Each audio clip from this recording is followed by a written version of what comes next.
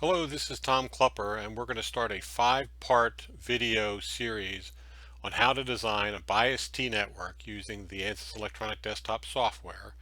And we're going to do this for the first project of the microwave engineering class. And so let's get started with part A. So essentially we're going to be going through these two circuits. One is an ideal bias network, and the second one is one implemented using a traditional bias T structure. Now, certainly you can buy bias T networks right off from mini circuits. They're very broadband and not too expensive. So the reason why you may want to design your own is, let's say you are designing something that's very narrow band and you just want to put it right on your circuit. You just include some circuit traces and you have the same functionality as this. Why wouldn't you want to do that? So we're going to explore that a little bit. And to get started, let me first go through a couple of setups in electronics desktop. I may have talked about this before, but it's kind of critical. So here we go. Options, general options. You want to set your directories. So my default project directory is this UD, and something you need to know about personal libs is this is where this directory is. So you'll need to know that, and also where this syslib directory is. So take note of those. Take note of default units I've set to inches. Printed circuit board shops still work a lot in inches. And of course, if you go down to the layout editor, other, make sure this checkbox is here to show, choose technology dialog on new design. Okay, before we get started, we need to put a few files into our directory. So in my default directory, I've created a thing called bias T. That's going to be where my project is. But here we have this personal lib directory. There's nothing in it. So what you're going to do is you're going to grab the first set of files, this personal lib.zip, and you can get that from, I'll probably either email it to you, or I'm sure I'll have it a link in the YouTube video on my Google Drive. So you'll take this, you will unzip it to here, and extract, and you'll have these files, and these are going to be used for a footprint a component, and then this is the substrate definition file. The other thing you want to do, not mandatory, but I just decided to do it anyway, is this ground pad you're going to drag into your syslib slash bitmap directory. Now you have to have administrator permission to do this. So this is the directory I was telling you about. This is syslib here, and then this subdirectory called bitmap. So I've dragged this ground pads .bitmap into there. Okay, so you have these files in your personal lib directory, and then the very last thing you're going to do is in your bias T folder, you are going to drag the other file, which again I will probably email it to you and have it as a link under the YouTube video, is this Edge Launch Connector AEDTZ file. This is the archived version of the Edge Launch Connector we're going to use for our project. And that's pretty much all to get started. So let's go back to here and let's start a new project. So we go new project, right click, save as in bias T, and I'm going to call this one project bias T. Really original. All right, so we have our bias T project, and we're going to create a new circuit project or sub-project. And when you do this, it comes up and says, hey, pick a substrate definition. This time, if you did it right, this Oshpark 0.8 millimeter FR4 should show up, and you're going to select it. You're going to use this all the way through this bias T project.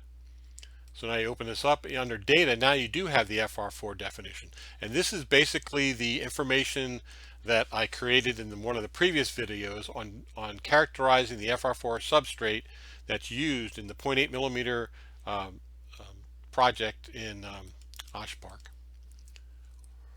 All right, so let's go ahead and start creating some of the ideal bias T network.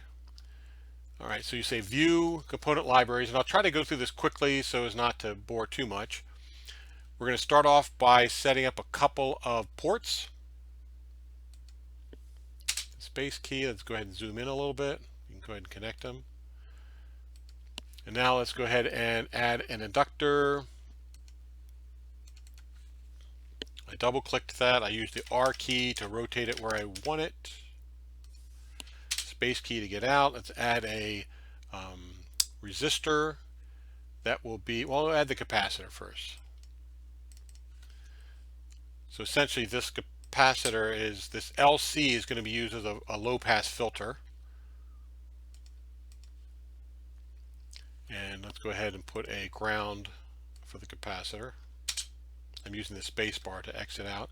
And then we're going to use just a standard resistor to simulate the source resistance of the DC power supply.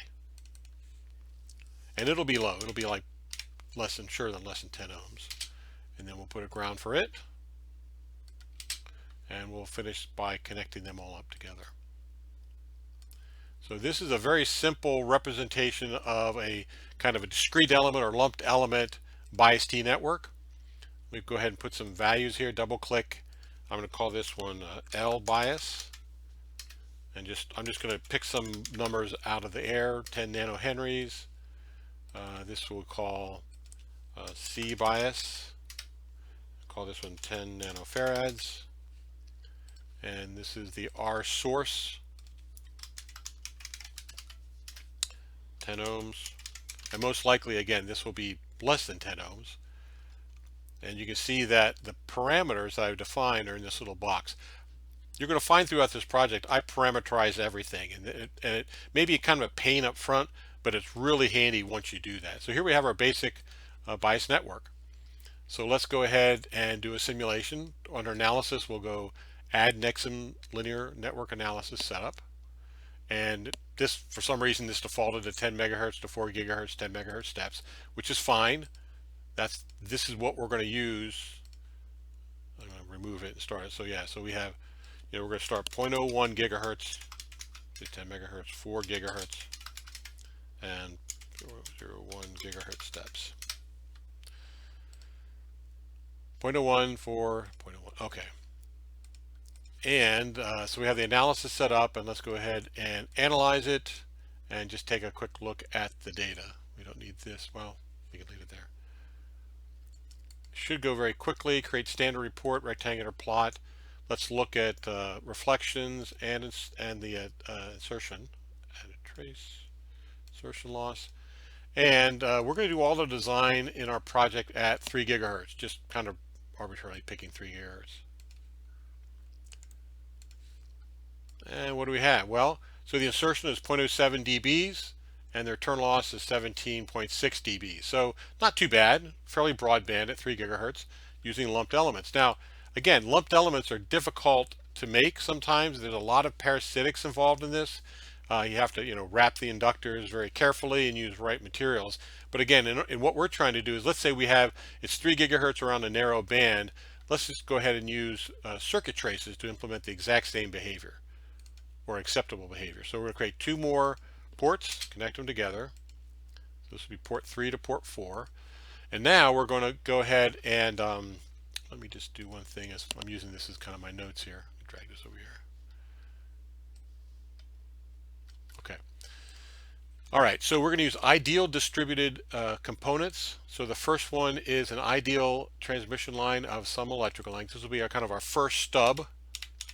And we'll put that right there. And then we'll put another one of the same kind here. And then we will use an ideal open stub. I can never find this sucker. There it is. I'm going to put that right there. And then we're going to, of course, terminate it with an equivalent resistor to see if it indeed isolates the source resistance. All right, we're going to connect all this together. And of course, I got to move some of this stuff out of the way, otherwise you won't see it. Put that there.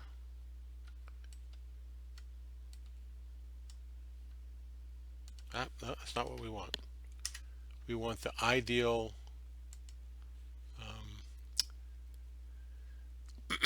ideal distributed ideal open stub electrical length. That's what we want. I'm sorry. Okay, there we go. All right. So what we're trying to do is we're trying to make an open circuit here. So we're going to transform that using a quarter wavelength transformer from open to a short. We're going to ensure that that node is shorted by using this stub. This will transform an open to a short. And then this short will be transformed back to an open here so that whatever we put onto here won't influence all the way back to this node and make the transmission properties basically negligible, so that it S3 to 4, S43 will look like 0 dB or 0 losses. So let's go ahead and define some things. This will be Z stub 1, I'm going to call this one. And we're just, for right now, just make everything 50 ohms. This is going to be 90 degrees at 3 gigahertz. Same thing, we're going to call this one Z stub 2. This will also be 50 ohms, 90 degrees at 3 gigahertz. And then finally, this is going to be Z stub 3, 50 ohms, 90 degrees at 3 gigahertz. All right. And then this is going to be our source. Okay, so what we have here is, again, this is going to be open circuit to short. This ensures that this is a short and short back to open so that this won't influence our transmission characteristics. All right, so let's go ahead and analyze this guy. So run the analysis. And then we're going to modify the report to add S33 and S43.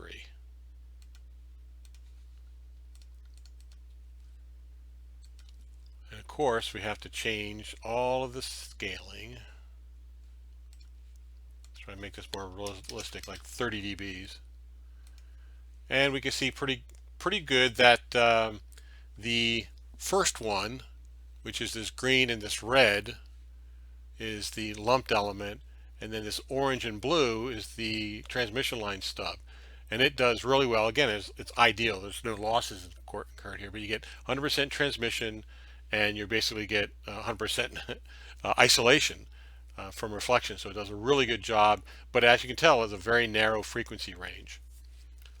So we're going to do, again, we're kind of in a design mode right now. So let's go back to our circuit and say, how can we improve that? Well, we're going to take a look at this initial stub, and we're going to do something I haven't shown you yet, but it's really powerful. So I'm going to click on Optometrics, right click, add. We're going to do a parametric sweep, and we're going to take a look at that initial Z stub, that initial impedance of the stub, and we're going to go from 10 ohms to 100 ohms in 10 ohm steps. So we're going to do a parametric sweep of Z stub 1. Say OK. And go underneath here, and I'm just going to go ahead and rename this, just so we know what we're doing. Z stub 1 sweep. And I'm just going to rename this to comparison. So I'm going to click on this, and now you just go right click and analyze, and it'll go through and generate that sweep of data. And so down here, and I'm going to right click and say create standard report, rectangular report, and we're going to do S33, and we're going to do S43, and we're going to create a different report just to put them on two different graphs. So I'm going to rename this one to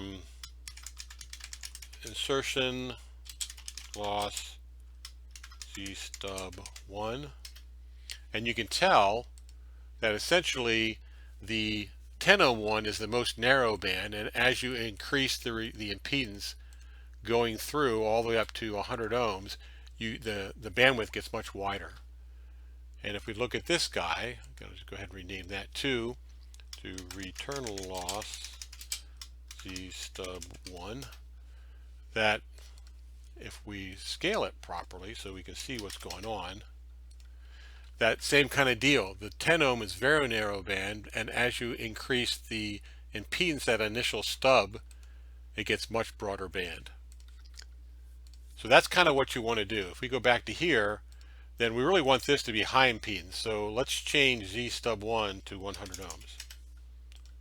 And the other thing I would ask you to do is document your schematic and put notes here. So if you click on the A and just go here, you can just say, let Z stub 1 equal 100 ohms for broadband performance. If I can spell performance. And let's change the font size so it's not huge. Okay, so just add that little note that, hey, make Z stub 1 100 ohms. The other thing we can do is let's go ahead and click on Optometrics, and we're going to add another parametric sweep. And just for grins, I'm just curious if you vary our source, and let's say you go from 1 ohm to 50 ohms and 10 ohm steps. So we're going to say, is it really that insensitive? I guess I didn't actually add that. Let's try it again. So we're going to go our source, linear step, 1 ohms to 50 ohms and 10 ohm steps. You have to add it. Now you can say OK. And I'm going to just, again, rename that to our source sweep. Right click and go analyze.